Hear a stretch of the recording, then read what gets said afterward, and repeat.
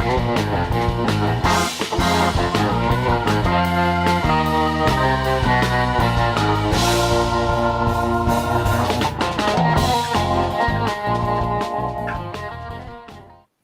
going on, everybody? It's Adam at Proper Royals, and this is Proper Royals Live. It's 8 o'clock on Tuesday night on the East Coast. I really, really appreciate you being here.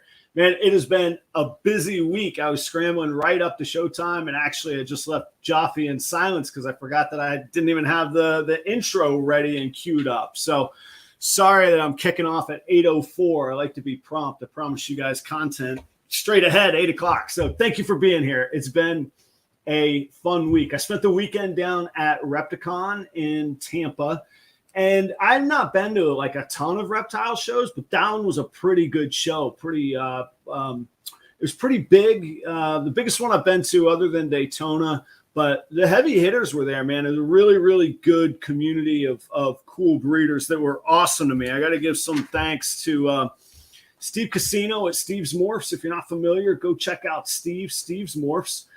Jeremy Bod, we're going to talk more about him in a minute. Bod's Exotic Reptiles. You see, boom, right there.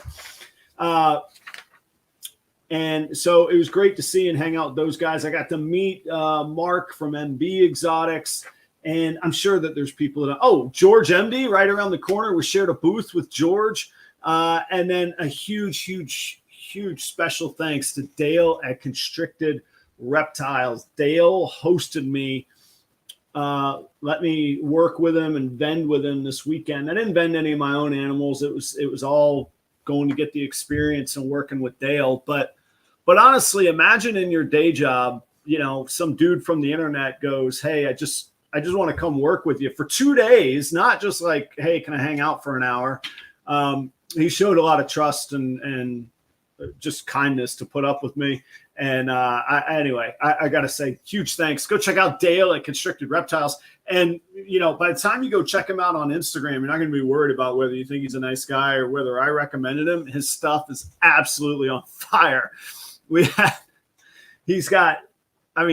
booth I was working, we had a visual clown pied female that he was selling. I was like, it's crazy the stuff he's doing. Acid pieds, check it all out. So thanks to Dale. I got some really, really cool new pickups too. The video for that stuff will be coming out this week. Speaking of thanks, I got to say thank you to Bod's Exotic Reptiles. Jeremy Bod is the sponsor for tonight's show. Look, you sponsor the show, you send me a t-shirt, I'm going to take off the chef coat and I'm going to wear your swag, all right? So if anybody's interested in sponsoring the show, get your own brand out there, let me know. Let me tell you about Bod's Exotic Reptiles, though. Jeremy's based out of down in St. Pete. He and his wife, Jeannie, have dang near a farm in their house. I don't know. Hundreds of ball pythons. And then breed their own rats, ASFs, mice. They have their own rodent facility. And then some really, really cool other animals. A whole room of Uromastyx, another whole room of crested geckos that I know the cresties that they sell. I don't know if the Uromastyx are pets or breeders or not. And then there's iguanas that I can't even pronounce right out in an outdoor enclosure. I got to say, Jeremy's up there. Like he knows what he's doing. Check out his stuff. Really, really cool, super enchy Partho clutch if you just want some eye candy. And then I know he's working on double head stuff. He's got Kryptons, all the major genes. He's crushing it with it. He's been kind enough to host me at his place before and then look out for me at the show, introduce me to everybody, make sure that I'm, anyhow, he's been a good friend. Jeremy, thank you very much. I also have some of his animals from him as well. So, Jeremy Bod sent out a snake today to Bryant at Carnation Pythons. I hope I didn't mess up the name. Bryant, thanks for the purchase. Your boy will be there in the morning. And then I woke up to a really nice surprise on YouTube. Michaela at Michaela's Farm had shared one of my videos out of the blue on the YouTube community. There's Facebook, there's Instagram. I forget YouTube has its own like comments and social media platform. So anyhow, she shared on that, and it was kind of really effective to bringing in some new viewers and subscribers. So thank you, Michaela. If anybody wants to share videos, I'll absolutely give you a shout out. That's an easy trade. Today we got Jaffy Exotics. He's joining the show up in Toronto, Ontario, Canada. We're going to talk about a little bit of the difference of Canadian laws and what's going on in the Canadian business versus the American side of things. If you don't know, you know what? And I truly don't know. That's one of the topics I didn't even ask him about. He's definitely got close ties to Billy and Austin and Lion. We'll talk some about that, but I didn't bring Jaffy on to talk about other people. So we're going to keep that a little bit limited. He's got his own killer breeding project. Talk about business trends that he sees, both business, but morphs, breeding, all of that. And then I might ask him for an insider hot take. We'll see. We'll see what's up. So everybody, welcome for the first time to the Proper Royals stage, Jaffy from Jaffy's Exotics. Jaffy, how are you tonight, man? What's going on, everyone? I'm good. I'm glad to have you, man. How's Toronto today? It's good. Like I was talking to, so shout outs to Bomb Projects and Kaylin and D. So I was talking about, we always compare weathers, and here it was, I think it was like, so we do Celsius. So Celsius was, I think, 20-ish, and I was sweating like crazy. And then I was talking to him about it, and he's like, 20's nothing. Like out here, like 76 or something, man. It was 97 here in Jackson. 97 Fahrenheit today here in Jackson. So like I was just talking to him, like so I do construction, and they were just talking about if it did get to 89, we would shut it down. Oh, so really? He's like, yeah. So he's like, what? 89? That's nothing. Like we've been done. I've been done in Florida for months now, man. So yeah, it was hot, but I guess I can't complain. You know, we're used to the cold here, so when it does get hot in our terms, it's not that hot. I was gonna say, and then like in the wintertime, like, man, if it freezes here, we're like, we don't know what to do. And we don't have salt trucks for the roads, any of that stuff. So we just everything just shuts down. You know, Atlanta got like a half inch of snow 3-4 years ago, and the whole city, 7 million people paralyzed. It's we get cold here. Like I think the coldest it got was, I think so I don't know what it is for you guys, but for us, it was minus 35 or something like that. So I don't know what's the conversion, but it was cold. Like I remember it was even if it's 1-to-1, which it's not. I mean, minus 35, your zero is our 32. So you take another 35 off of that. Yeah. That's cold, man. Yeah, I know it was cold. Like, and we don't get it as bad because I know if you go to the west, if you go Alberta, they get minus 40 easy. Some parts, minus 40. And that's where the Rockies go up there. The altitude. Yeah. What's your altitude there? To be honest, I don't know. You don't have. I mean, you got some like rolling hills, but not any mountains. Nothing. Right? No, nothing crazy. I don't think we do. No, I think it's if you do have to find, like, if you want to find those, you got to go up north. Yeah. Oh, but yeah. Here is just flat. Yeah. If you went up to, what's the big bay at the north of Ontario? Is that Baffin Bay up there? Say it again. What's the huge bay up there? The like way up, way up, like towards the Arctic. I don't even know. I think, Anyhow, we'll talk geography another day, man. Okay, so because I don't know, and I know that people want to know, but like I said, that's not why I brought you on the show. Tell us, what's the tie to Mutation Creation, Billy, Austin, Lion? We see them in your videos. They buddies? You work with them, or what's the tie there? Yeah, so like I consider them my brothers. So they helped me a lot in terms of. So I actually knew Austin before anyone in terms of before meeting Elias and Billy. Yeah. So we had a mutual friend, and then that friend kind of introduced us together. And since then, I'd say we've been almost like talking like almost pretty much every day at this point. Yeah. So that's like I want to say 2, maybe 3 years or so. So it almost seems like I knew him for like 15, 20 years. But I consider them. So meeting Austin, of course, we talked about ball pythons, and at that time, I never had ball pythons. And I did tell him, like, oh, I used to keep them back in the day, and he would always tell me, why don't you get back? Why don't you get back? And I said, I wish, you always, like, you want to do it, but at the time I lived with my mom. So so I talked about it, and then I would go there to his house and help him out. And so through time, we got closer, and eventually I met Elias, and so now I'm close to Elias too. And then here and there, like I said, I do construction, so on my days off or on my like when we were off, I would go there and help out.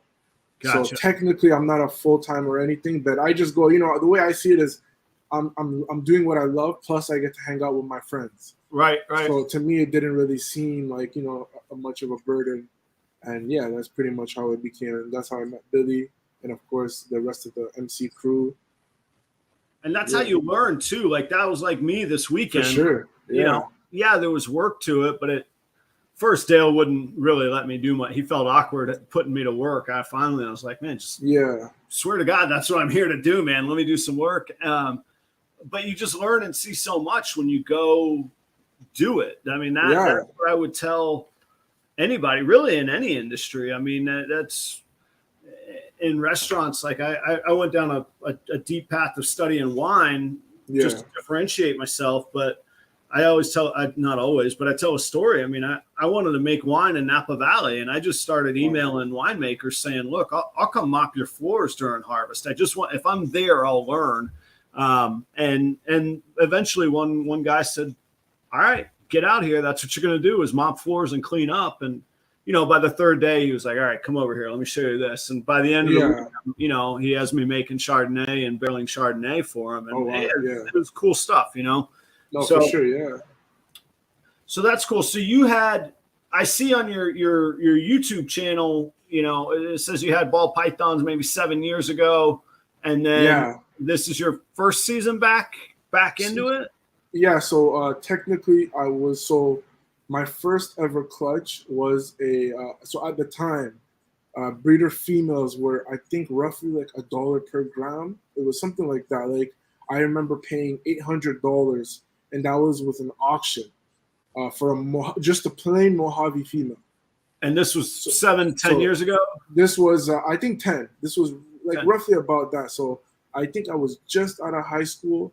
And at that time, it's like I'm East African, so my snakes and African, like I guess the East side, because the West side, they're all the ones who were shipping it, but the East side they didn't like it. So my mom, I took a lot of convincing to get my mom into it. So eventually, I got my little breeding program. At the time, I was trying to make fireflies, and this is when fireflies were, I think, $400, $500. Yeah. So at that time, I picked up a big female Mojave. And after picking her up, I took her home. I was super excited. And then 2 weeks after owning her, she dropped a 4-egg clutch for me.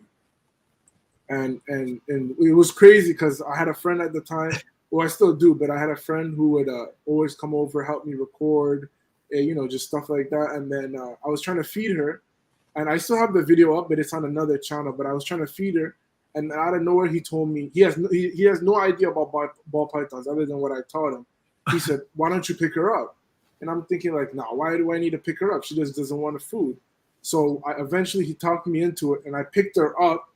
And while I picked her up, you just hear boom.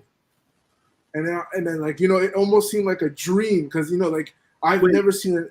Wait, she laid an egg or you saw the egg slide down her body? So she was coiled up. Yeah. And so when I picked her up, I kind of disrupted the coil. So she dropped the egg while holding the egg. Oh, wow. So then I'm like my eyes wide open. Yeah. And then I'm looking at her. I'm looking at my friend. And then we start going like, oh, like we just started screaming. And I'll never forget that day. She ended up laying 4 eggs. And then so eventually I put her back. And then my mind was racing. Like there was no. So from then on, long story short, I contacted a guy I used to buy a lot of snakes from. I actually just came back from buying a special from him. I called him up. I told him the situation. He said, okay, bring the eggs and I'll incubate them for you. So I said, okay. So then I hired another friend of mine and we drove all the way. I think it was like an hour away, and it was a bad rainstorm. Like it was the worst rainstorm I ever seen at that time. So while we were, and my friend had a Toyota Corolla like '97. So I'm thinking like we're not gonna make it. These eggs. So I ended up wrapping the eggs in a T-shirt. Yeah. I put them in a 6-quart tub, and then I closed it, and then I held it on for dear life, because if you drop that, it's done. So we drove an hour away. I thought we weren't gonna make it. I gave him the clutch. He set it up, and then 56 days or something later, he sent me a picture. And from what I understood, from what I remember, I hatched out 2 Mojaves and I think 2 normals. So all 4 of them hatched after all that. All 4 hatched after all that. So one of them falls out of the female. One just made a. So I'm like, you put him in the Corolla, drive across the Canadian countryside. Yeah. So you're saying it's okay if we don't pull them the second that they're hatched, right? No. I've had clutches where they're late in the morning and you can pick them up in the night. Even the next day, they're fine. It's just the situation was because I had to drive it. It wasn't warm because it was maybe around September, maybe. So it was starting to get a little bit cool. Maybe. Dropping fast. Yeah, so it was something around that. But I remember that day. I'll never forget it. Like, it was definitely one of the most memorable, because that was my first clutch. Then my first official clutch was the year after. I bred a OD het hypo at that time. I got it in a trade/deal, and then I bred it to a lesser female, and I didn't know the lesser female was pos het hypo. So I ended up hatching a Orange Dream hypo. Just second one total out of nowhere. Yeah, out of nowhere. It was one of those experiences where eventually I messaged the guy I got the lesser from, and he told me, "Oh yeah, she was het hypo." I'm like, "You couldn't have told me?" like okay, but I ended up getting it was an Orange Dream hypo, an Orange Dream het hypo, and then I think it was 2 normals.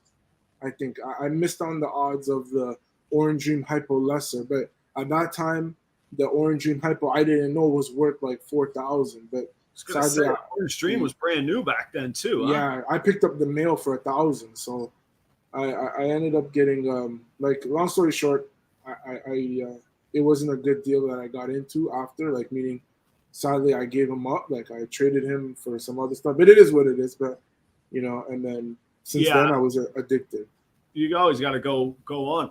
I got so excited at the beginning. I want to tell the audience, thanks for being here. If you haven't seen the show before, I definitely try and catch everybody that's new. Reptile Ward, thanks for joining. I don't think I've seen you before on the show. Yeah, shout out to Chris and Nick. We got like 40 people already 20 minutes in. So thank y'all for being here. And I always try and keep the content going rather than making you sit through, 10 minutes of shout outs and stuff like that. So it's Jaffy from Jaffy's Exotics, Toronto, Ontario, Canada.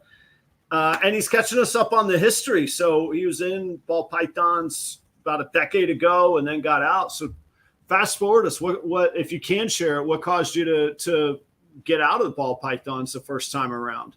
Okay, so after that, I did after the lesser, I did a breeding program with I ended up picking up a Blitz at the time.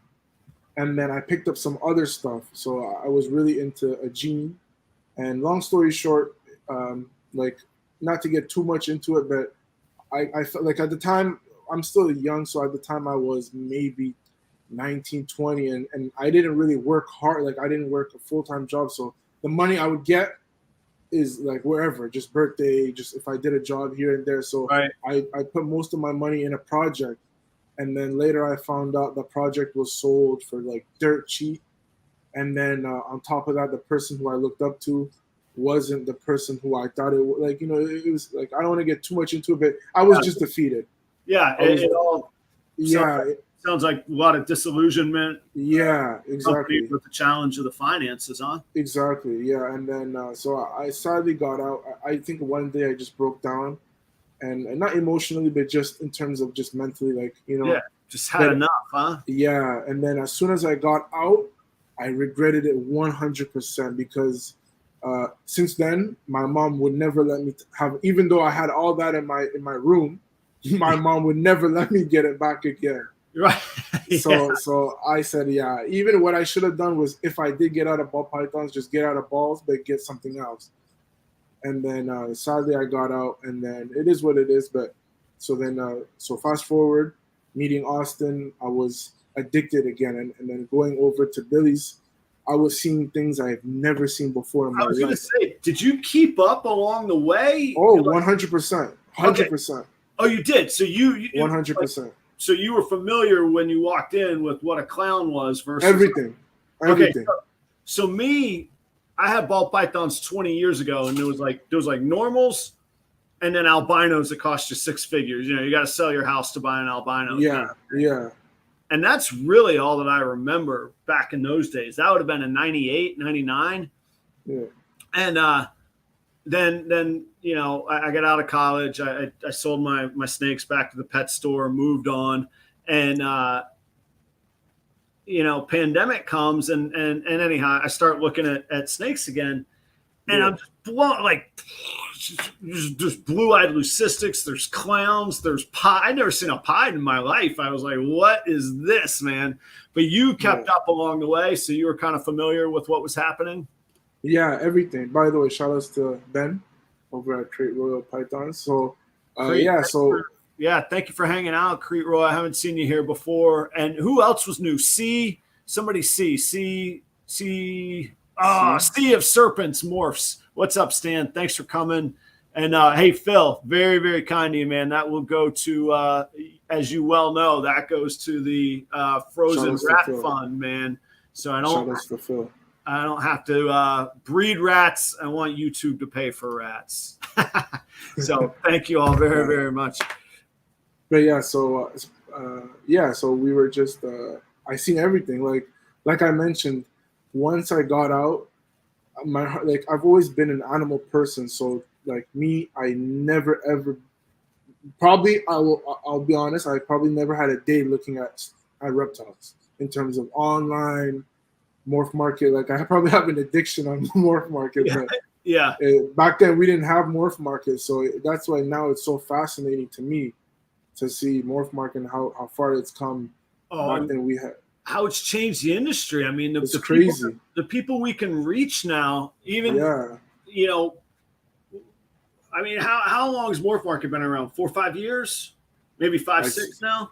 Could be, yeah. It might have came just as I left, but for sure when I was in it, we only had a fauna. I think it's fauna classified. Yeah. King snake. And then here in Canada we have a Kijiji. So that's another. So it's kind of like a Craigslist. Craigslist, yeah. Yeah, and then we had our version of fauna classified was I think it's Reptiles Canada. That I don't think it's anymore, but now we have a different website. But so even to be able to think that I'll just say a guy like me, but like you or anybody in the audience, that we could start our own marketplace and have an avenue to reach everybody. It's amazing. I mean, morph market, without morph market, I'm not saying the hobby wouldn't exist. It would. No, 100%. It advanced it so much farther underground, you know? Yeah. 100%. Tight grip. Thank you, Clint. I really appreciate you. I don't know if I've seen you on the show before either. Thank you so much, man. Yeah. And so when did you start purchasing this latest round of your current collection? So back last year, I applied for a program. So I'm a heavy equipment apprentice. So before getting accepted into a program, I was talking to Austin about it, and I said, you know, Austin, like in a good way, he broke me down. Like he told me, you got to get back into it. You got it just motivated me so much. And then especially when you have friends like that and you see their collection, it's like, not to say what you have is not up to par, but it motivates you to do better. So, that's something that we got to do too, because like, it's so easy to get worried about being competitive, or you get overwhelmed 100%. And you go, man, I don't have this. Why would I ever work on this? But man, there is nothing like seeing an egg get laid and then 100%. hatch. And then even if you miss, like even last year, I had one clutch. I missed every man. I did a head-to-head and I'm skunked 0 for 7, man. And it still was just the coolest thing, man. Yeah, it was unreal. It's Reptile Award, thank you. Fellow Canadian too, huh? Cheers, man. Yeah. Thank you so much. They got some fire. Chris and Nick. Shout out to them. Do you know Reptile Award? Yeah. Oh, cool. Where are they located at? From what I understand, Hamilton. So it's just outside of it's like it's a little bit west. It's not far. That's just across the border from Michigan, right? Or am I thinking of Windsor? That's Windsor. I'm thinking of Windsor. Sorry. Yeah, that's Windsor. Yeah. They're like not even maybe 40 minutes. Okay. Yeah. Oh, that's right there then. Yeah. So Austin breaks you down, and you decide, and you got the apprenticeship. So in a sense, yeah, like I always say to Austin, like he's my sensei, so he definitely motivates me to do good. So at the time, I told him I'm gonna jump in it, and so like I said, I lived with my mom at that time, and I just said, you know what, like I guess I shouldn't have done it, but I just ended up like diving in.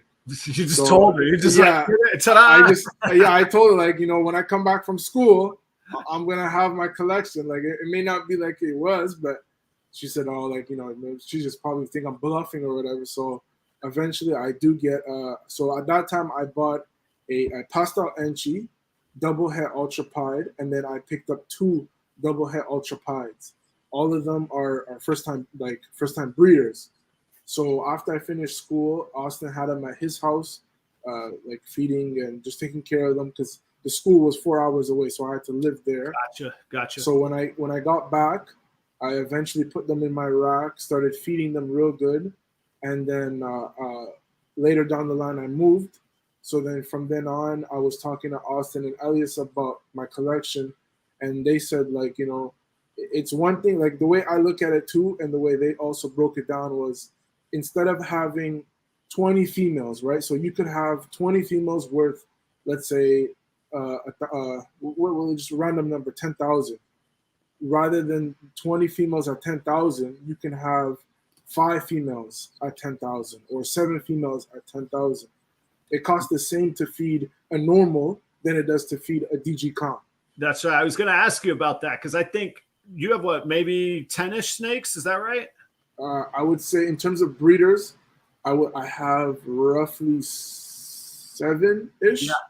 So the babies I have roughly. I have an unboxing I'll do this Saturday, so stay tuned for that. But that's an additional 1 breeder male and then 1 powerhouse female and then another snake. So I have roughly like 16 at this point. I don't even really count, but no, I know what you mean. Yeah. And that's another thing. It's not about how much you have or the number. No. The reason I asked is because it is a great point, and it's somewhere in the middle. I probably have a little more space, but not much, not compared to some of the guys that I know that have a lot more space. So then it becomes, to your point, man, is it worth? How do you maximize that sort of dollars per square foot or return from a business standpoint, but also from what you like? I mean, exactly. There's a reason that the expensive snakes, what'd you say, a DG clown? Yeah, it's going to cost you a lot of money, but it looks amazing, right? 100%. Yeah. I was debating to get one, but I think I like Austin, you know, gave me a little lesson. I had to focus because what I like, I like to, sometimes I just do this. That's me, man. I try to discipline myself. But that female I picked up, the clown pied head hypo, technically speaking, I have no plans for her. But she's such a powerful female, I'll figure it out when she is ready. She's a but other than that, I gotta stay on track. So I'm working heavy with clown. I'm working with ultra pied, as I mentioned. I have 2 clutches that should be ready to cut within 3 weeks or so. Oh man! I did post a video this weekend, but technically these videos were recorded way before. Yeah, on your Ultramel pieds, And I only watched the videos quick on the show prep. I didn't, I kind of went through them. Yeah. I see are they double het to double het pairings? Yeah. So it's a pastel enchi double het male to 2 double het females. Okay. So you're playing the long odds on those. Yeah. I'm hoping, like I told Austin and Elias, I'm hoping all those 7 years of not breeding, that those odds can condense into this 1 year. But yeah, it's a long shot, but I have a feeling I will hit him. At least talk to Phil in the audience, man. Phil is the king of going, I don't care about odds, man. Put him in. And Phil hit a grail this year, a clown. Enchi grail. Yeah, man. Phil nailed it this year. Yeah, he killed it. Oh yeah, you know what? Reptile Ward brings up a good topic. We'll come up to that later. So you got those two. You got those 2 clutches with the double het ultra pied combos. What else you got going this year? So I have another clutch that should be. So the 1 double het is due. I think it is July 7th, and then I have the cinnamon het clown bred to a fire Batman. She's due the day after, so they're just 1 day apart. And then the female is due so the sister of the double het is due like 3 days later or 4 days later. So and it's pretty much. Those are due to lay or due to hatch? No, due to hatch. Oh, cool. Yeah, so due to hatch in like pretty much 3 weeks, 3 to 3.5 weeks. I'm way behind you. I'm still waiting. I still got up to 8 or 9 more clutches still to go, depending on the girls. I've only got 2. I've got 2 clutches down so far. That just hatched not hatched, just laid in the past 2 weeks. So my season seems just way behind. But last year my girls didn't lay. It was the end of July. It was July 23rd when they laid last year. Wow, it was my first clutch last year. Yeah, no, it's sometimes it happens. I guess it could. I don't know. It could, like I've heard situations where people have seasons going a little later every year, but it could just be the females. And then I have a hurricane het clown that ovulated. I think it was last week or a couple of days ago. So she was also bred to the fire Batman. Man, so you jumped in, but it's not really jumping in because you weren't new. You'd already done the Mojaves, the pastels, the fire. Man, you went deep on just a handful of snakes though. Like pretty much.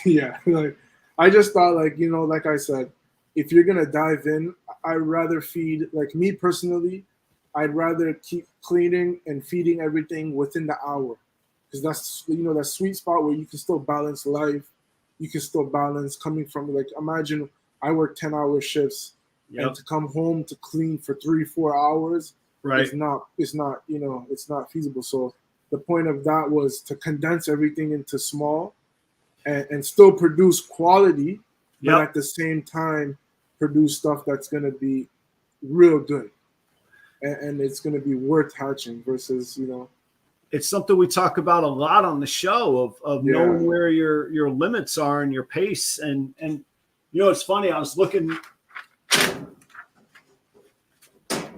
I tacked up on my board right there, and I forgot I tacked it up there, but I tacked up on my board my goals for the year that I had set back in December for myself. These are my show notes that I did on a goals show.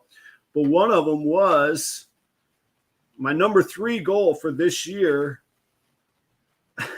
efficiency, processes, systems, plumb my sink so that I can avoid what you're talking about, where you're just getting burnt out on keeping up versus producing and keeping a quality balance of life.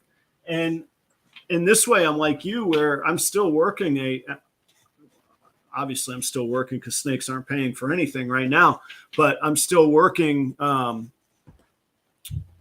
So to make sure the snakes don't interfere with not only my quality of life, but my literal livelihood, I can't have work suffer because I'm out of balance at home. So it's a really good point that you make. And I'm kind of like you just described, like, man, I'm like a dog chasing a squirrel, man. If I see a cool snake, I'm like, oh, I want to buy that. Oh, I want to buy that, But I mean, it's kind of a bad mindset for me, and I can guess, but yeah, like 100% agree. Like it's I'm at the point where I got a good foundation of my recessive. So I got 10 different recessive genes, and I've got 7 female visuals, different genes. So I've got that foundation that I want, and I really had skipped over a lot of the non-recessive stuff.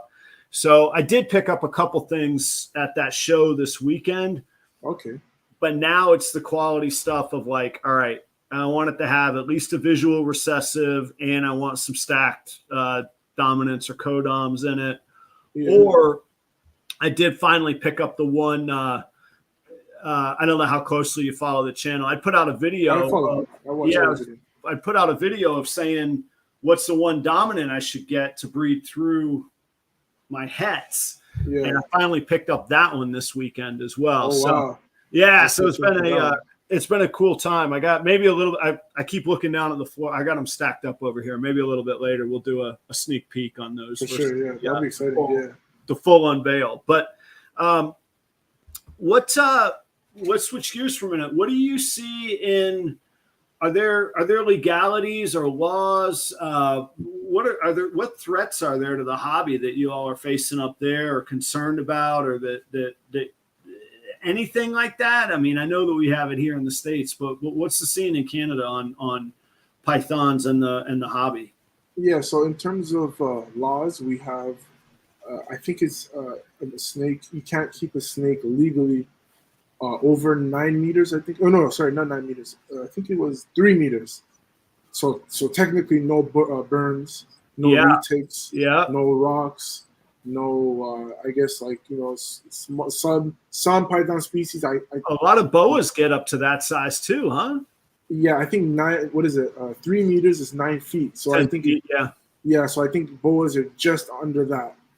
I think because I think a big a boa would be maybe 8 feet, 9 maybe. So I think you can kind of squeeze away with that one. But other than that, I'm not too familiarized with all the laws, but the main one is boas. The size, and then venomous.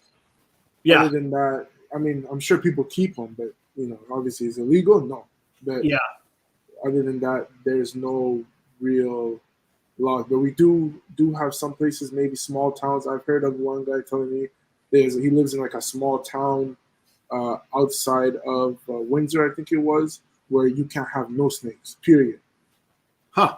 So I know it's just there, but in Toronto itself, you can. It's just, of course, up to 3 meters.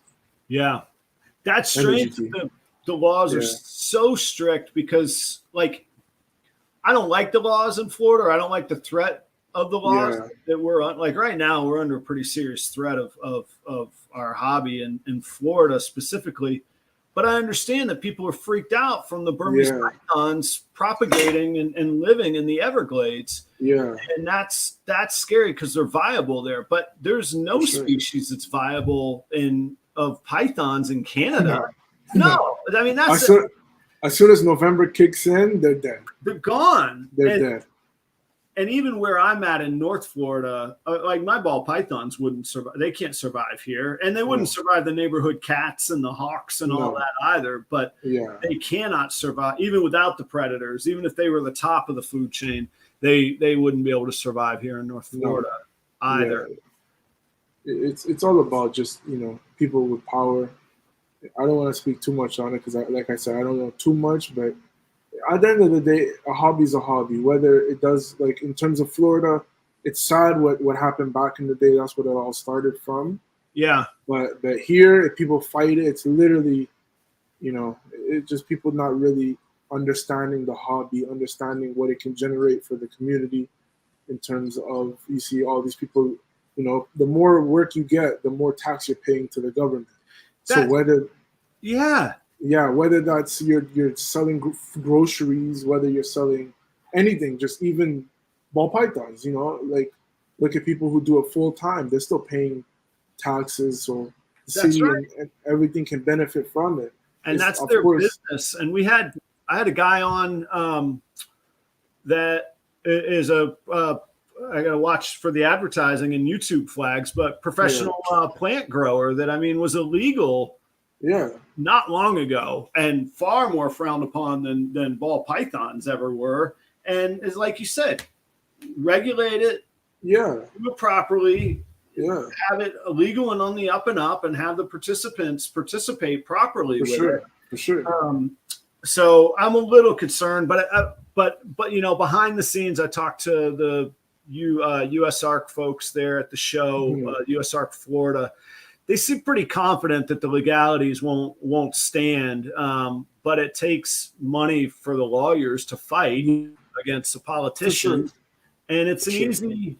And I don't want to go down this road of it just doom and gloom and all the drama that comes with it, because obviously I love animals. I wouldn't have ball pythons if I didn't.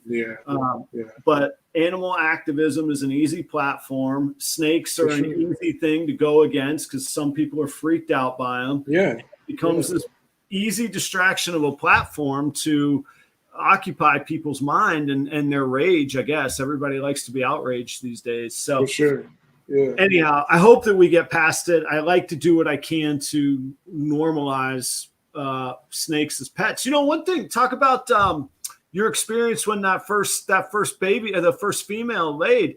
So I'm out of town this weekend. My wife texts me a picture and one of my girls is laying, and I'm like, man, of course. Well, my son had one of his friends over, and actually my wife and son and his friend are the ones that they watched my wife pull the snake, and then they all candled the eggs together, got them in the egg box, talked through all the temperatures and everything. And like, I hope that kid tells 5 friends and that's what I'm saying. Their friends tell their mom and dad that, like, hey, that was cool and amazing. And a mom snake guarding her eggs was calm enough for Adam's, you know, for Charlie's mom, Adam's wife, to handle just fine, you know? So no, kudos to her for handling it like a boss. She's awesome. She's awesome for putting up with me having 50 snakes, much less pulling mom snake off of eggs. You know, I did tell her, I said, don't worry about bathing her. I'll give her a bath when I get home. But but yeah, she took care of her, got her in a new tub, set her up in a new tub, swapped it out, and everything looks good, man. So I'm excited. That is that's a leopard het pied that I bred with like every pied anything male in my collection. So I have no idea what I'm going to get out of there other than I hope pieds. I hope you get if you get a dual side or a clutch with pies, that would be insane. Wouldn't that be cool? Like if I got, so just because you bring that up, I bred it to a banana pied so I could get banana leopards pieds. I bred it to a Enchi yellow belly het pied, so longer odds, but I could have leopard and triple yellow belly in there. I bred it to a pied het albino, which would have the best odds of just producing visual pieds, so leopard pieds. And then my orange dream het pied as well, so an orange dream leopard pied would be killer also. So we'll see how it goes. That one's gonna be crazy fun to cut, especially if I start stumbling into, like, if I see one banana and one Enchi, then I'll know that it's dual side. That's insane. I'm excited for you. So what's I was just at that big show this weekend, but what trends are you seeing on your end? Obviously, I know you're talking about Batmans and double recessives. What goals are you working towards? Where do you see the hobby going? You got a real insider's view on that kind of stuff. So here I'm also working with a Confusion. So I'm just waiting for my pastel Confusion het clown to ovulate, also from my Fire Batman, in hopes of hitting the Firefly Confusion Batman. But like I said, I don't want to jinx nothing with her because technically I didn't see an ovulation. With the Hurricane, I seen an ovulation, so I can kind of look forward to that. But even with that, it's no guarantee. But so that one I'm excited for. And in terms of a real big project I'm really looking forward to is the Ultra Clown. That's a project I'm looking for. So in terms of your question, I say Ultra Clown is definitely going to be the next big double recessive. Will it beat DG Clown? I don't know, but will it match? I'd say bare minimum would be the same. It just because it's two different contrasts. You get one that gets lighter and more, everything about it is crazy.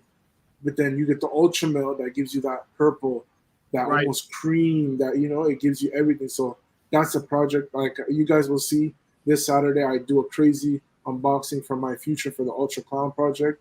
So, that's right. You and I were talking like 2 weeks ago. Man, I was trying hard to get you. Man, I was trying to get I told you, Adam, I was literally ready to buy it. Like it would have been no, it would have been, if 2020, the only thing is 21. So that's the only thing. Cause I'd rather pick up. I saw your video. Yeah. Where you posted about the Ultra Clowns and a couple other Kodoms on top of them. And I was like, no, I'm going to keep that girl. I don't care now. Yeah, no, it's definitely, like I said, I didn't want to tell you in the moment, but. Well, I would have had one. I have two. Yeah. So I would have. Okay. Yeah, I would have bought both from you. Even if you said 3, I would have bought 3 from you. So if it was 2020, I was ready to buy it. Like no jokes, like all jokes aside, I was ready. But that's my favorite project right now. I got an Enchi double het. Shout outs to Paul. And then I have a Seraphim Serpents. Oh, yeah. Yeah, so I have a Enchi double het, and that's one of my pride and joy females right now. She's a proven breeder. She produced I think it was an Enchi Ultra Clown last year for Phil Robinson. So that female is a powerhouse female for my collection. And I can't wait to get a clutch from her. I'm going to try maybe this year, but it's looking like I'll just breed her next season, which is not a big deal. And yeah, so another thing is triple recessives. Triple recessives.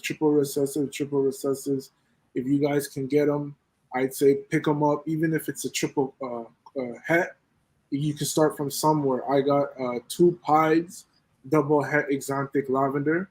So I'm hoping to hit the snow pied. It's an MJ exotic lavender. That's what I have. I have 2 triple. I have a male and a female triple het, and it's a VPI lab pied. Yeah. So I have pieds double het. So that way I can narrow it down to only producing pieds. Yep. And then yours dreams, get better and better. Yeah. And then lightning. Yeah. And then, like, no disrespect to any other exotic, but in my opinion, the best exotic line is the MJ. It just holds the contrast way better. I've seen lightning pieds, adults and babies. It just looks way better than what I've seen with VPI. But like I said, it's just different taste to different. It's what I got. It's what I bought. Yeah. And I'm in it now. So yeah, no, it's definitely a cool project. Yeah. But the way I picked it up, meaning it's a cool project. So another thing, like I said, is triple recessives. Is another one. If you can, I'd say jump in them. Yeah, I've got, and I should be making them. The triple hets, not triple visuals, but I should be making triple hets in the next season or 2 as well. So it's kind of a balance the resources I have already in-house with what I own and what I want to buy and what I move along. So a lot of it will dictate what I produce this year and what I can put back in. But that's the caliber of stuff that I'll move towards. Along the lines of what you're saying, because again, maximizing the space that we have. I mean, I have literally my temperature. I'm looking over here. So my snake room is in the garage, but I mean, inside those walls, it's 65 square feet. It's 6.5. Wow. Yeah. It's 10 feet by 6.5 feet. That's it. Yeah. So it's pretty packed already. Yeah. Man, Jeremy keeps tabs on me, man. I had 3 of the double het clown, Ultramel clown female double hets. I did sell 1, but I just shelled out a whole bunch of cash to buy a collection. I had to recoup some of that cash, but that's paid off now. I'm in the black. I'm even. I'm good. Yeah, and, but you still got 2, so you can. Yeah, I still got 2, and I've got double het Ultramel pieds will be on the way. I paired that same female pied with Ultramel. Excuse me. I paired the same Ultramel female with a pied this year. Okay. That's what the clutch of this year will be. Yeah. No, it's in my opinion, like Elias has a ultra pied at 1,000. I think she's 1,000 or something like that, around there. She looks beautiful. Yeah. So I'm beautiful. It's definitely, like I said, Ultra Clown is my favorite, but the Ultra Pied, eventually I'm gonna work it into each other. So I'm hoping to hit the Ultra Clown Pied eventually down the line, and then maybe with that female I have, like Chris said, maybe plug in. I was even thinking that because if we bred that Clown Pied hypo to Billy's and Chris's. I think it was an Ultramel Hypo Pied. Minimum I would make would be Pieds with Hypo double het Clown Ultramel. So it would be quad het or a quad maker. Yeah. So it's definitely a crazy project. Wilson, I haven't seen this. I've not seen an Ultramel Sunset. Yeah, no, Ultramel and Sunset looks insane. I have not seen that. I have to check that out. That's going on the note list here. Yeah, no, that one is insane, and it's not much work done with it, so it's literally untapped. Oh, it's brand new, right? I mean, brand new. One exists though. One's been made. Like, to be honest, I don't know how many, but for sure, I know. What's his name? He's in Germany. Stefan. Yeah. Stefan produced one, and then another guy produced one. So whether it's two or more, there's some people in this world who has stuff you would have never known what they have in their collection.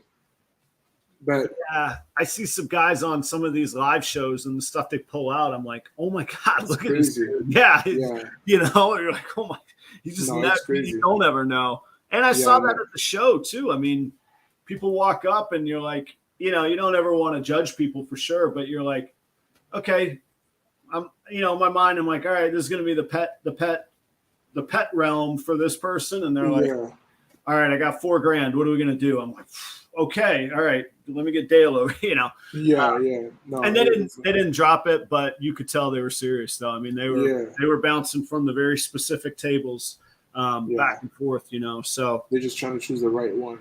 Right. And for that money, I would too. Yeah. But so it's just the Ultra Clown is my favorite. Like I said, triple recessive is the next. We're barely even touching doubles, so triple's the next one. And then who knows down the line. I know there's only one quad visual that I know of that has been produced. It's a Caramel Hypo Compide by Steve Rossi, something like that. Is a Roussiss reptiles. Oh, and he produced Roussiss. I think it's Roussiss or I forgot how it's. I'm not sure. Yeah, I've seen it before though. Or maybe Roussis, something like that. But yeah, he's the one who produced the quad. So other than that, I don't know if any other quad. And it's the next huge thing too. Yeah. Well, those are big dreams for me, for sure, for anybody, I think. How many of or what's your plan for what you produce this year? Are you going to use that to drive revenue, to be able to buy some more, or to make your own money? Or are you planning on keeping most of what you produce? So, it's hard to predict the future in terms of clutch wise, because, for example, you never really know what you can hatch. So that's right. You can hatch out a 7-head clutch and produce everything you want. But then you could also produce a 7-head clutch and produce nothing you want. Nothing. I got it last year. I know all about it. Yep. Yeah. So to say what I'm going to hold back is it literally depends on what I hatch. From the Hurricane clutch, I'm definitely hoping to keep a Fire Hurricane Batman. And then from the Confusion clutch, I'm hoping to keep back. I don't know if I would keep back the Firefly Confusion Batman, but we'll see. We'll see what comes back. Has that been made before? Yeah, it's been made by I think Showcase. Showcase. They produced the Firefly Confusion Batman. Man, I think it sold for $15,000 or something around there. I believe it. I mean, even just the Confusion clowns right now are going not for 15, but they're going pretty big.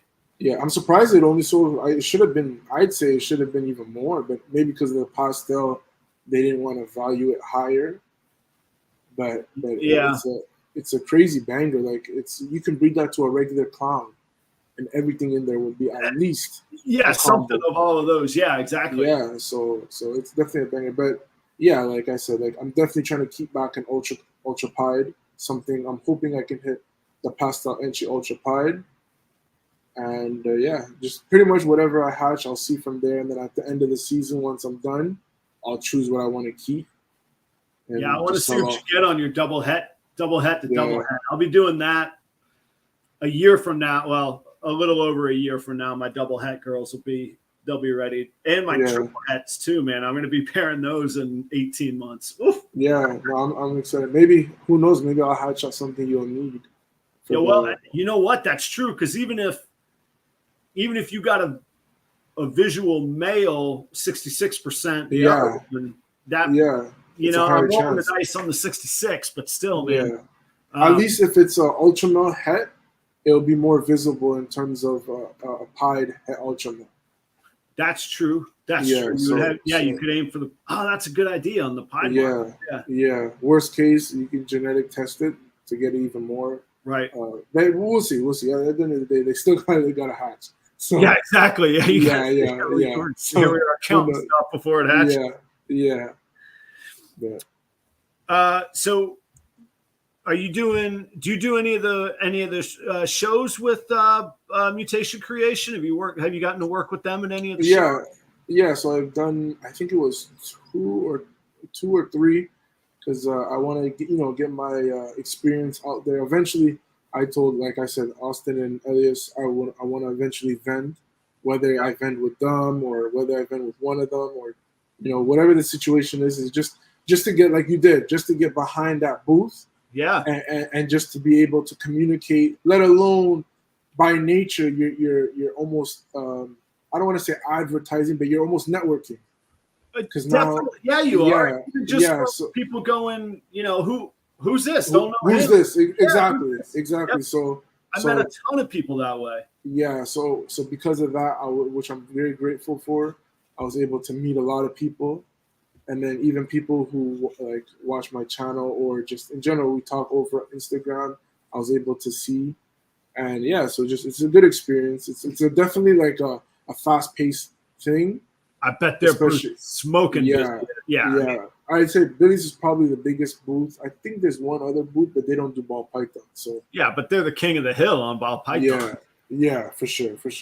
NARBC, I know a lot of big people come, so that one's a big. Sorry, not NARBC, CRBE.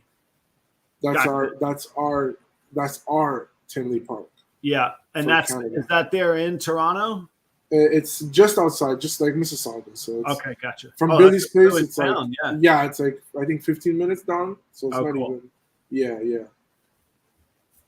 But that's a good one. I have no idea what's going on in the chat. That's fine. No bots tonight. I feel like I don't know if I've fended them off or if they've just grown bored with me. No bots. Yeah, I mean they got to be just smoking busy at the shows, huh? Yeah, for sure. I mean, it has its moments. Like there's times where it's rush, and then there's a time where you just sit down, catch a breather, because you're talking the whole time. So constant, and you got to be on your feet and engaged. Yeah, you can't be sitting down trying to sell a snake. How many animals would they bring to a show like that? To be honest, I don't know, because usually when I go, it's usually when by the time I'm there, they already set up. Yeah. So in terms of specifics, I don't know, but they bring a good amount, I'd say. Yeah. Like maybe 50. I'm the guy that's always running some numbers in my head. Like even at the show this weekend, I was like, how many people do we get through the door? And people looked at me, they're like, I don't know. I don't even know if they tell us that. I'm like, oh. Yeah, no. Okay. I thought it'd be good to know, but all right. Yeah, no. For us, they don't, I could ask, but I just always said, okay, I'm gonna try to leave him with less to bring home or less to bring back. Right. Yeah. You always want to try and bring value to the people that are helping you out. Yeah. Exactly. Don't be a hindrance or anything. Yeah. So let's see. I gotta say, we're an hour in. We got plenty of more show to go. But anybody just joining Jaffy Exotics from up in Toronto, Ontario, hanging out tonight. And I gotta say thank you again to Jeremy Bott at Bod's Exotic Reptiles. Both Jaffy and Jeremy's links are down below in the description. Next week, we got Matt from Ebony and Ivory will be on the show. Matt's an awesome dude. Yeah. I was going to say just getting started, but I wouldn't say just getting started. He's probably similar to most of us in the room, pretty serious about breeding and making a name for himself, and definitely a good dude. And I think, I'm trying to think, Jaffy, maybe you were hanging out on somebody's show, and maybe me and Matt were on at the same time. I get confused on. Was it Keys Constricted? I think it was Keys. I think, but I can't remember if Matt was on there or not. But I think he was. Yeah, it could have been. Yeah. Matt's a friend of mine too. I talk to him here and there. Yeah, he also has some fire, some crazy. He has a hypo clown het DG female, and I told him like, wow, like that's a female to have. Yeah, I mean, and it's hard because there's so many good animals I saw at the show, and like, I'm trying to be disciplined. So I'd already bought one before I even arrived, and was just going to pick it up from Dale, and then I ended up buying two more because they were cool, and I certainly have a use for them. You know, I got to tell you one like aha moment that I saw at the show, and I don't know what your opinion is or anybody else in the audience either. Man, people are doing amazing stuff with hypo. I think hypo gets forgotten about. 100%. And it's such it's not inexpensive, but relatively inexpensive. Man, the stuff that I got to see that people were putting hypo on the top of, like, I relate everything to food because of my background. But man, hypo's like that sauce on the top, man. You 100%. Put that on top of anything. Oh, it's beautiful, man.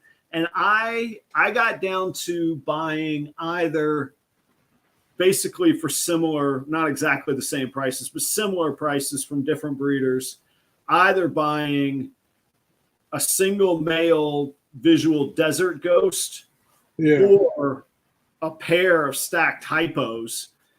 Yeah. And man, I bought the stacked hypos. I mean, at the end of the day, I go with what excites me and what looks good in front of me that I'm going to be the most excited to work with, not just what's hip or what's cool. And DG is awesome. I need to get DG. I don't have any. I need to.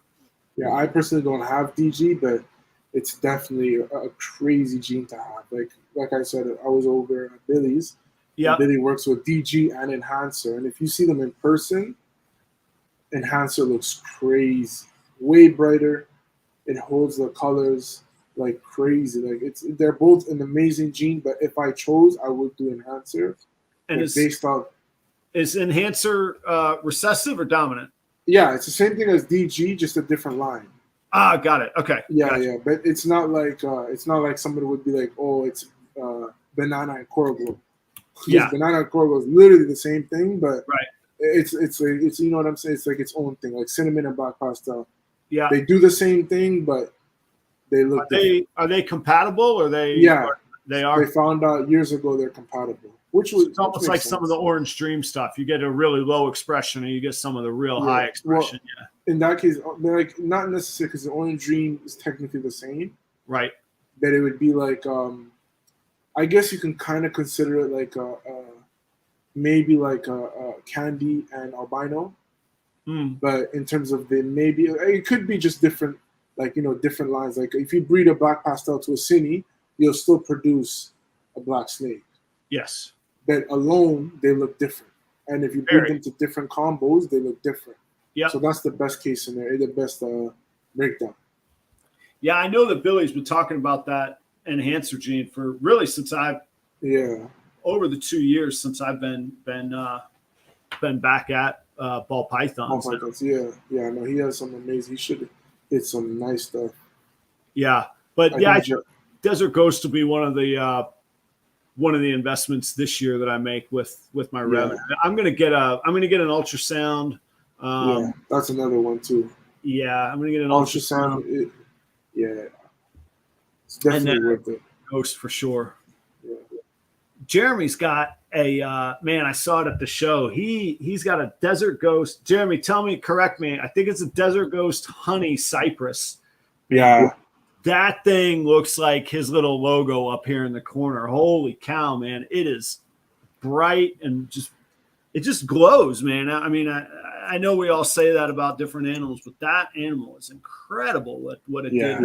I think it's honey cypress, I believe. Yeah, he showed it on a podcast once. I told him it was crazy. Yeah, and he's got two. One has honey and one doesn't, I think. But he'll correct me in a minute. Yeah, the one I seen, I think, was like you mentioned, it was honey, cypress, DG. Yeah, the one he showed, and that one was insane. Yeah, he had that at the show this weekend, just showing it off. And he had puzzle stuff out there too, man. That was in person. That was pretty incredible. Like I might have to take a swing at some puzzle. Yeah, puzzle. Go ahead. No, sorry. You. There's Keys. Man, we just say people's name and they show up in here, man. There's that's the T. I hope you're good tonight. I don't know who you got on tomorrow night, man. And then of course we got the Friday night show as well on Keys Constrictors. You guys want to check out what I picked up? Yeah. Let's take a look. I'll do a quick one because I got to do like an actual video for it, but we got to bring some value to the hello everyone, the viewers. Yeah, I'm excited. So I'll show you the two hypos that I picked up. This is the male, and he's going into a little bit of shed, but he's still pretty vibrant. Is that super? Let's see. Oh, I think it's me. Maybe. Second here. Oh, there we go. Wow. Yeah. So that's a hypo leopard. Enchi. Yeah. And fire. Wow. Fire Enchi leopard hypo, and that's the male. And you see his belly's just a little beige, so I think he's gonna shed before too long. But check out the head stamp if I can. Yeah, he's a little bit down. Yeah, that's insane. I mean, it's almost got the eye stripes like a clown where it connects on the side, you know? Yeah, no, that's insane. Almost looks super anchy, but I thought so too. But I guess it's the leopard breaking it up that way. Yeah, it could be. Yeah. All right. That's insane. So that's the male. And these got to be early 2022s, I think.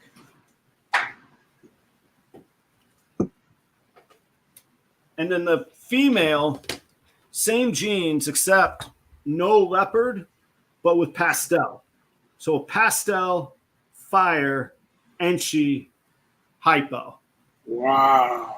And she screams, just glows, man. She almost looks better than him. I'm saying, man. Yeah. Now, my challenge is going to be if I put them together, I run the risk of the all-white snake with the fire. Yeah. But everything would be minimum. Hypo. Minimal would be hypo. Yeah, exactly. Yeah. So I don't know how that would interact. But man, can you imagine getting the leopard breaking up the pattern and the contrast of this one, man? Because the pastel just sets off that hypo on this, man. Pastel on the fire. That's her.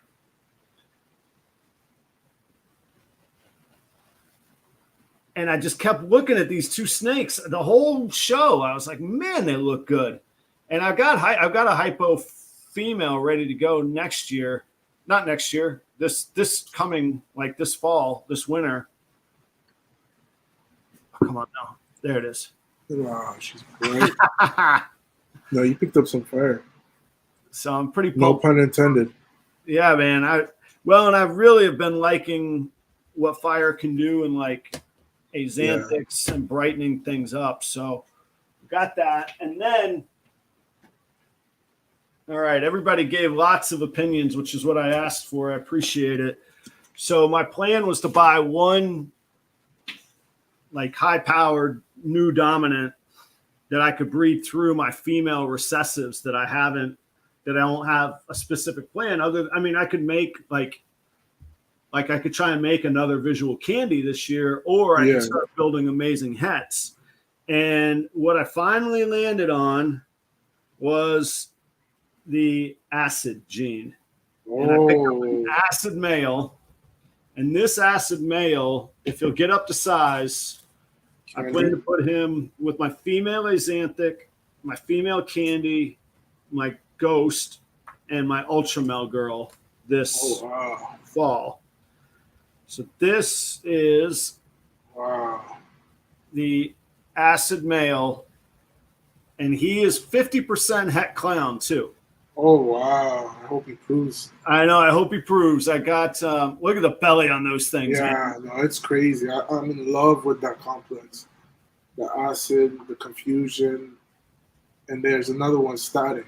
The static, yep. Yeah. This complex is amazing, especially in clown. Wow. Yeah, the clowns that Dale was producing that I've seen closely, and then Steve's Morphs has some. I mean, there's a number of people doing them, but yeah, no, he's amazing. Especially imagine that with Ultramel. That black will be purple. That yellow will be almost like an orange. No, he picked up. Hopefully, he proves. I don't think they're doing genetic testing for clown, right? I don't think Seidel has clown yet. No. Yeah. But either way, like, it's a fun project. Yeah, either way, I'll put him with. The other thing, I have a Het Krypton pastel. Oh, wow. I might just put him to her, especially if I get an ultrasound. I could put him to her where I'm not burning him out, and so I could get if I got acid Kryptons, I'd know right away. You know. Yeah, 100%. That's another topic we can discuss the ultrasound afterwards. So those are the new pickups. I'm going to do videos on all of those. We'll go on deeper and better camera and all that. We picked up some nice stuff. I keep saying I'm done for the year, but then I get stuff like that. So I think I'm done for the year, but Daytona's coming up. We'll see. Nah, Adam, I tell myself that every time. If I'll have 2 clutches hatched by then, and I'll have a little bit of an idea of what I'm willing to sell and what keep back and what money I should have coming in or that I can plan on coming in, So I don't know. I might pick up something in Daytona. We'll see. But honestly, it would probably be, I probably want either like you were looking for, like a yearling female or a breeder female. Yeah. Would probably be it. I'm pretty full on males and really my holdback females, the little girls, I'm good on for a little bit too, man. Yeah. I tend to buy at least a yearling because then by the time it's next year, I don't want to rush it, but it's always better to have that little jump start. Yeah. I've got enough now because next year I'll have 20 female breeders, so it's okay if I have some. Exactly. That's the way that's the way I looked at it too. Yeah. What were you saying about the Krypton project? So it was the Ultramel I was saying in terms of not Ultramel, ultrasound. Oh, ultrasound, yeah. Yeah. So in terms of ultrasound, I say it's one of the most amazing tools any breeder could have, even if you have 5, 6, even if you have like 3, okay, maybe it's not the best thing to get, but I say it's almost worth its value in gold because, for example, that Hurricane girl, I was breeding her, not heavy, but at the time I only had 2 females. So he was going to the Cinnamon and he was going to the Hurricane. So by the time I figured out the Hurricane wasn't really developing as I would like, she already had four locks. So in a sense, it was useless. Yeah. So imagine, like, let's say I had 10 females, or not 10, but like 4 or 5. Instead of him breeding one to her, I could have bred her one time just to get her developing. Yep. And then hit the other ones. So then by the time they're gravid, I can go back to the Hurricane, which I ended up doing. Yeah. So it's one of those things where on top of that, you would never know some females are building unless you check for follicles. Yeah. Yeah, and that's, I'm seeing, so last year, Last year, half of my girl, I bred 4, 2 went. Now I moved. I was in the middle of moving, so I was probably lucky to even get 2 to go. This year I bred 13, and I'm still hopeful to get 8 or 9 to go. But I'm not sure. And one of my big het cryptic girl, she took a rat Sunday night, and I was like, I thought she was reabsorbing or going backwards, you know. So but no, I think you're exactly right. I mean, it's amazing. Clearly, the math is the easy part. Yeah, it's expensive to buy up front. Yeah, just the one, the first 100%. Animal, if not the first clutch, you know.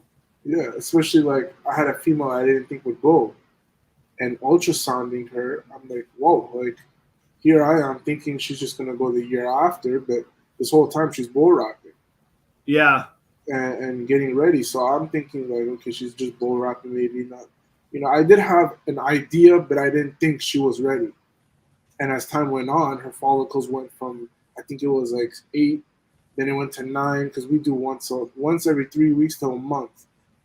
And then so you ultrasound monthly, or like roughly 3 weeks to a month. Really, all year round?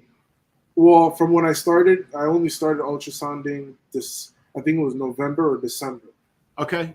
So technically you can do year round, but for me, I can't say I did because I only started it a couple of months back. But it's not. I've heard of people doing it year round because you got some females will lay in January, and then you got some females that lay in September. That's right. So you would never know if the September female is ready if you didn't ultrasound her, let's say in June. So I say personally, there's never a wrong time to ultrasound. Of course, after she lays, you don't need an ultrasound. Then you got the timing after that. Exactly. Yeah. But then you already know her cycle, so you technically don't even need it after that. Yeah.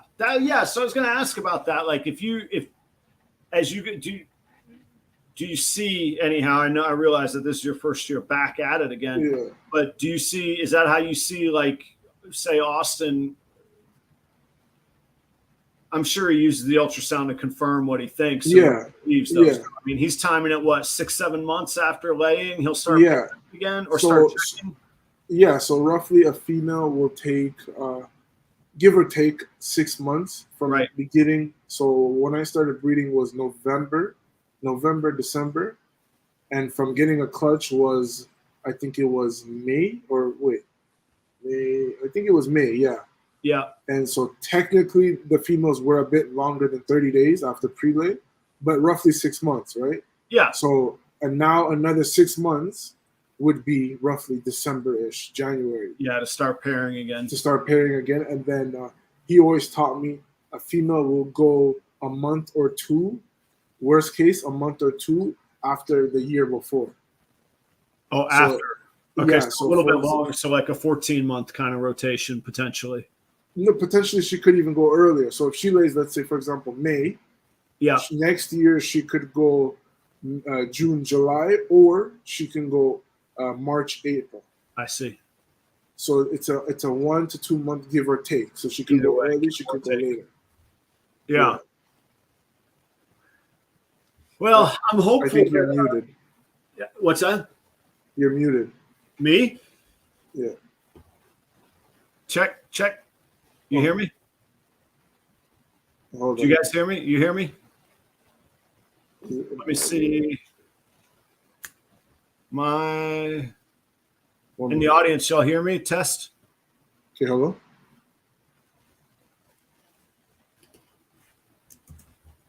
Can you hear me? Yeah, I can hear you. You hear me? Oh, yeah. Incoherent. John says he hears both of us. Did I lose you? Oh, we lost you. Hang on, Jaffy.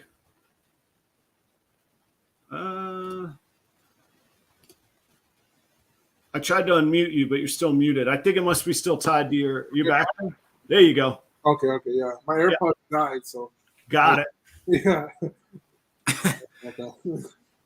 It's always, thanks audience for bearing with us. It's always fun because we're on a delay as well from the comments. So it's anyway. Yeah, so I got to get an ultrasound. I got to get an ultrasound. We had Brandon from Nixon Reptiles on. Yeah, That's what he does professionally. He's a professional ultrasound tech. So I got to keep up with him when I look at the ones that I'm going to get and ask him which ones to go to. yeah. Shout out to Brandon. Amazing guy.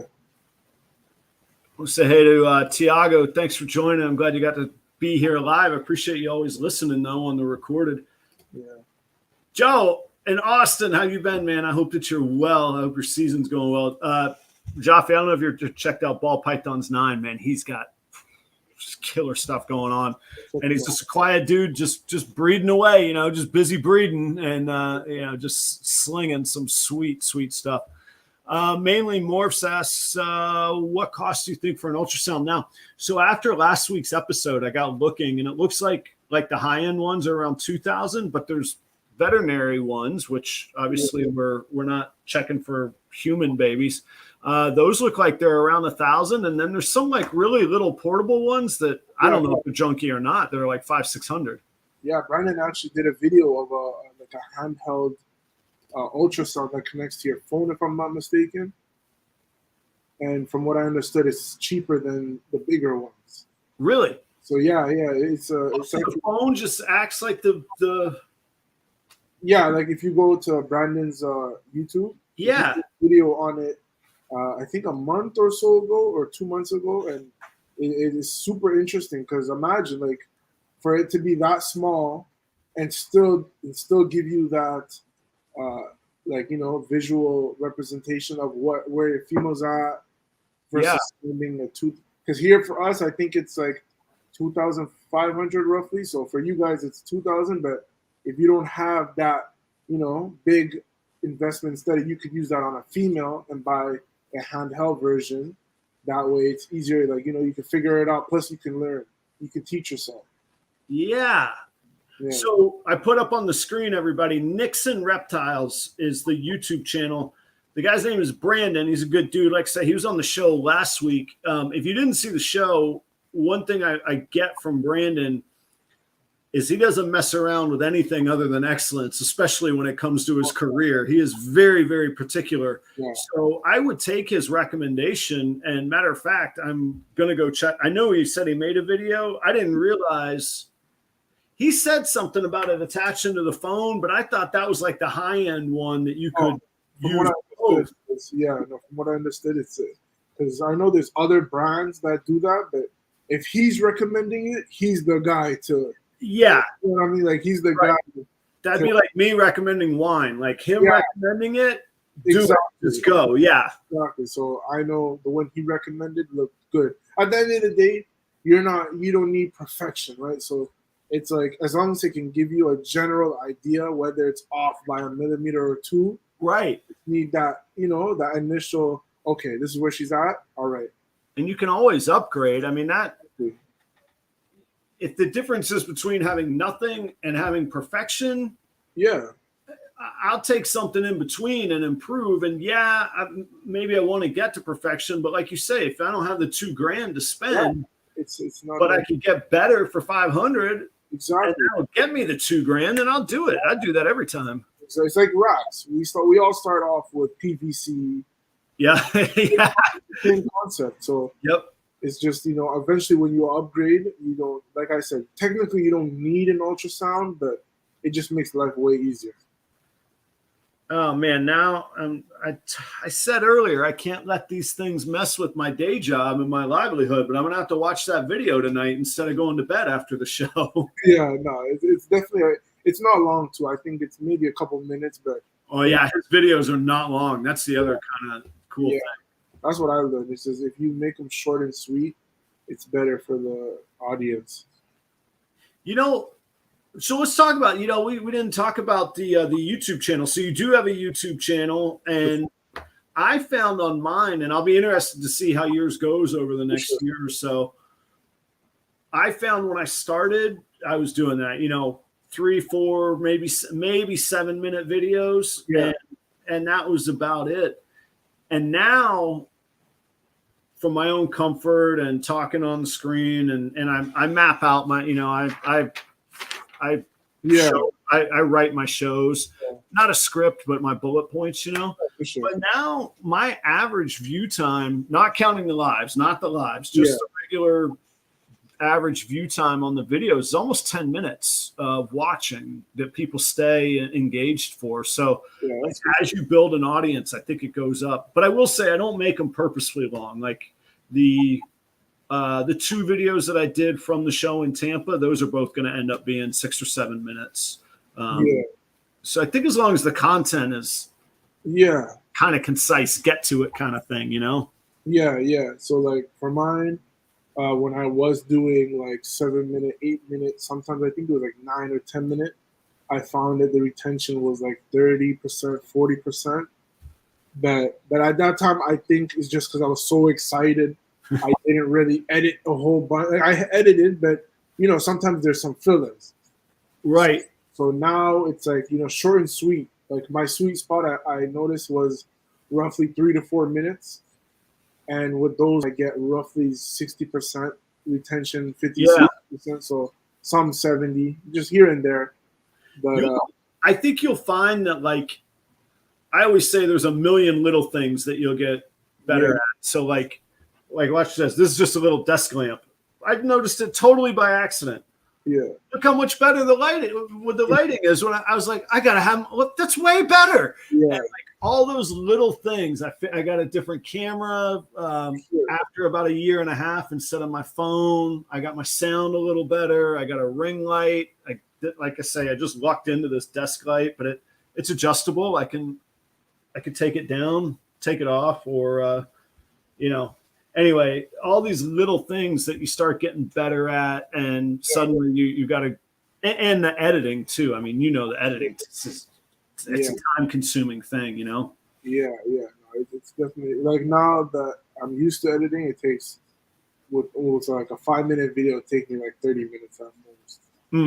I think the main part is the thumbnails. The thumbnails take a little while. They do.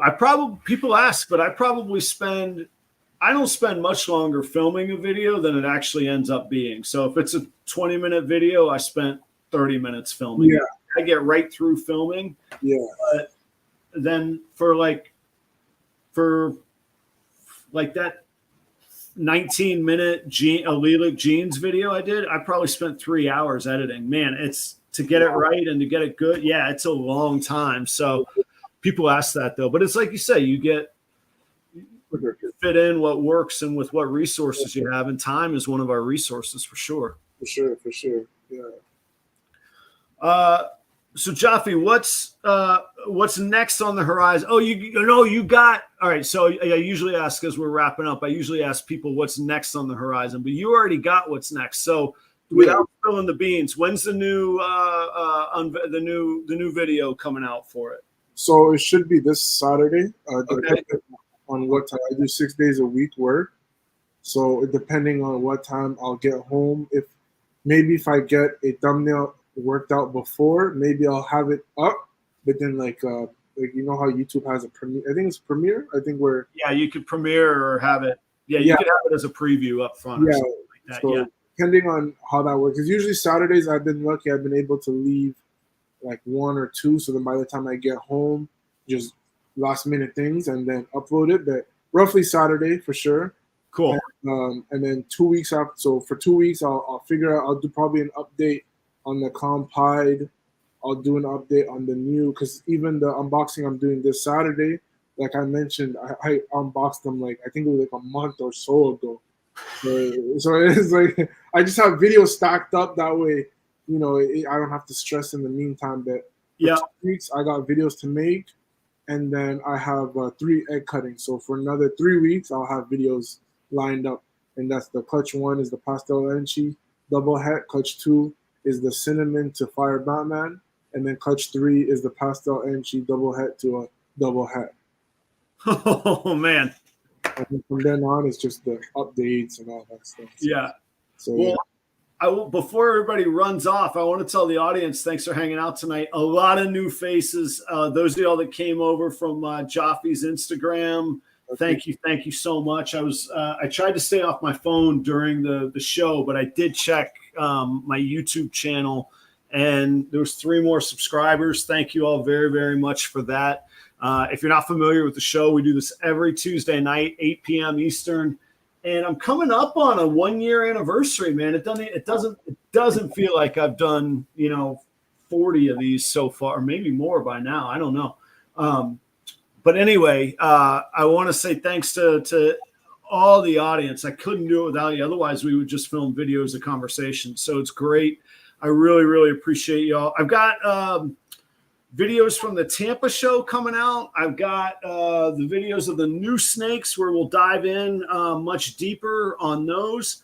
And I forget what else. Daily content on Instagram, of course. We're all addicted to that properly. So thank y'all, everybody. Next week is Matt from Ebony and Ivory. Is it Exotics or Pythons? I think it's Exotics. I think so too. I got another week to, yeah, because they got a few things. Yeah, I think it's reptiles. Reptiles. Yeah. But Matt will be here, and then I got a few other cool contacts from the show this weekend that I'm working on. I'm not booked very far out, so I got some good stuff cooking. Jaffy, thank you so much, man. I enjoyed hanging out, and the good thing about doing like 90-minute shows is that we could do a whole another one another time, and it'll still be fresh, Especially once all these babies come out, I'll have a whole bunch of things to show. Yeah, the fall and the winter is going to be great for this because we're all just going to be like, yeah, I got this, I got that. Yeah, exactly.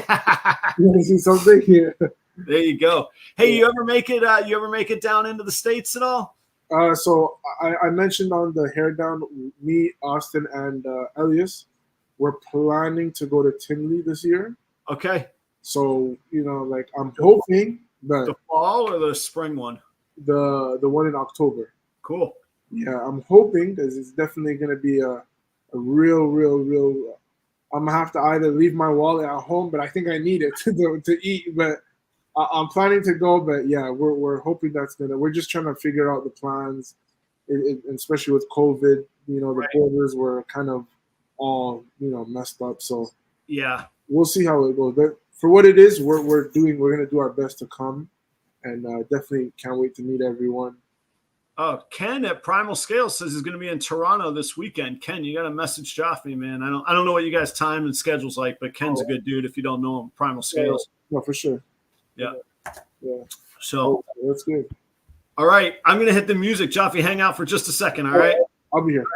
Everybody, cheers. Thank you very, very much for watching. I'll see you on the channel, and I'll see you next week on the live show, and who knows who other shows I'll pop up on. Thanks, everybody. I have a blast at it. I will see you all next time. Thank you.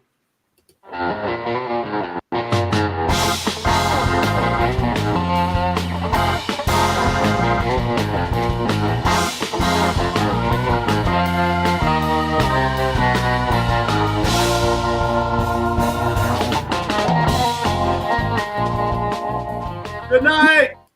Good night.